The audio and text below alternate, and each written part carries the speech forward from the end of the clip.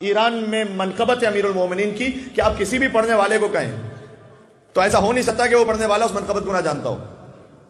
اور شاید ایران کا کوئی مشہور مداح ایسا نہیں کہ جس نے اپنے انداز اس منقبت کو نہ پڑھا ہو. اور وہ ہے علی اے ہمای رحمت تجھے آیتی خدا را کہ بے ما سوا فکندی ہمیں سایہ خدا را.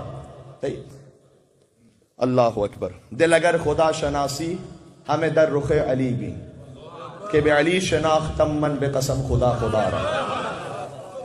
یہ آیت اللہ مرشی نجفی ہے نا, انہوں نے خواب میں دیکھا, کہہ رہے مسجد کوفہ ہے جہاں علی کی شہادت ہوئی, مسجد کوفہ ہے اور مولا علی مسجد کوفہ کے کونے پہ, اور کہتے ہیں کہ میری مداحی کرنے والے شعراء کو تو بلاؤ. تو اس میں کچھ شعراء آئے, مولا نے کہا نہیں میں شہریار کو چاہتا ہوں, شہریار کو بلاؤ. شہریار کو حاضر کیا گیا.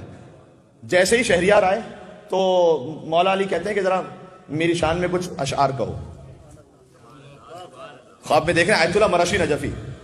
تو کہتے ہیں کہ شہریار نے کہنا شروع کیا علی اے ہمای رحمت تجھے آیتی خدا را کہ بے ما سوا فکندی ہمیں سایہ خدا را. یعنی علی اے ہمای رحمت تجھے آیتی خدا را. میرا موضوع تھا علی آیت اللہ العظمی. ہما کہتے ہیں فارسی زبان میں ایک ایسے پرندے کو کہ جو خوشبختی کی علامت ہے, جو اتنا آسمانوں پر اڑتا ہے کہ کوئی اس تک پہنچ نہیں سکتا, اتنی اس کی رحمت اور خوشبختی. علی اے ہمای رحمت, علی وہ ہے کہ جس کی رحمت اتنی بلند ہے کہ کوئی اس تک پہنچ نہیں سکتا. تجھے آیتی خدا را, اے علی آپ کیا اللہ کی نشانی ہے کہ بے ما سوا فکندی ہمیں سایہ خدا را, کہ سوائے خدا کے ہر ایک پر آپ کا سایہ موجود ہے. اتنے بلند ہیں آپ, اتنے بلند ہیں. ظاہر ہے کہ خود رسول اللہ مولا علی کے بھی امام ہیں, وہ بات سمجھانے کی بار بار ضرورت نہیں ہے کہ بے ما سوا فکندی ہمیں سایہ خدا را. اور دل اگر خدا شناسی ہمیں در رخ علی بھی. اگر دل تمہارا اللہ کو جانتا ہے نا, یعنی اللہ کی معرفت رکھتا ہے, تو دیکھو علی ابن ابی طالب پر, علی کے پاس آؤ کہ علی شناختم من بے قسم خدا خدا را, کہ خدا کی قسم میں نے سمجھا ہی خدا کو علی ابن ابی طالب کے ذریعے سے. یہ انہوں نے اشعار لکھے. شہریار نے پڑھنا شروع کیا امیر المومنین اب میں کیا کروں. آیت اللہ مرشی نجفی کہتے ہیں میری آنکھ کھل گئی. میں نے کہا شہریار کون سا شاعر ہے, وہ قم میں رہتے تھے, شہریار کون سا شاعر ہے. کہا آغا ایک شاعر ہے جو تبریز میں رہتے ہیں. کہا ان کو کہو کیا ہے, مرشی نجفی نے بلایا ہے. اب اتنے بڑے مرجع تقلید نے بلایا, اتنا بڑا پیغام آیا, تو شہریار پہنچے. وہاں سے پہنچے آیت اللہ مرشی نجفی قم میں, اور قم میں پہنچ کے ملاقات کے لیے آئے. کہتے ہیں کہ جیسے میں نے شہریار کو دیکھا تو میں نے شہریار کو دیکھ کر کہا کہ علی اے ہمای رحمت تجھے آیتی خدا را. تو شہریار انگوش بدندہ ہو کے مجھے دیکھنے لگے.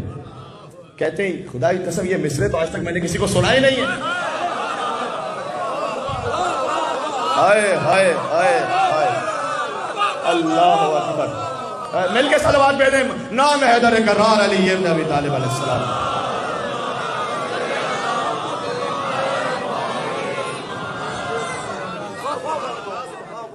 کہ یہ اشعار تو میں نے کسی کو سنا ہی نہیں ہے. اور پھر میں نے آیت اللہ مرشی نجفی نے سنانا شروع کیا شہریار کو اشعار, اور کہتے ہیں وہ میں تعجب سے دیکھتا رہا. اس کے بعد میں نے ان سے کہا کہ آپ کو یہ اشعار کہاں سے پتا چلے. میں نے یہ اشعار لکھے ہیں اور اپنے دفتر میں بند کر کے رکھ دیے ہیں, آج تک کہیں پڑھا نہیں ہے. تو آقا مرشی نجفی کہتے ہیں میں نے خواب میں دیکھا ہے کہ تمہیں علی نے بلایا ہے اور تم نے مولا علی علیہ السلام کے سامنے یہ اشعار پڑھے ہیں کہ خدا کی قسم میں نے خدا کو علی کے ذریعے سے سمجھا ہے. تم نے مولا علی السلام کے سامنے اشعار پڑھے ہیں. تو میں نے ان سے پوچھا کہ آپ نے کب خواب دیکھا تھا. تو شہریار کا بیان یہ ہے کہ جو آیت اللہ مرشی نجفی نے مجھے دن بتایا اور یا رات بتلائی اور جو وقت بتلایا, رات کا وقت, کہتے ہیں میں نے حساب کیا بے عین ہی وہی لمحہ تھا جب میں ان اشعار کو لے کر آتا علی ابن ابی طالب علیہ السلام کے. بے عین ہی وہی لمحہ تھا. دیکھیں جب کوئی خلوص کے ساتھ حیدر کرار کا ذکر کرے نا, لئن شکرتم لازیدنکم, اگر تم شکر کرو گے ہم خود تمہیں بڑھا دیں گے, تمہاری استطاعت کو بڑھا دیں گے, تمہاری ظرفیت کو بڑھا دیں گے. بات واضح ہو رہی ہے. لہذا زندگی میں جو کام کریں آپ پہلے یہ دیکھیں کوئی اور راضی ہے یا نہیں, پہلے یہ دیکھ لیں کہ علی راضی ہے یا نہیں.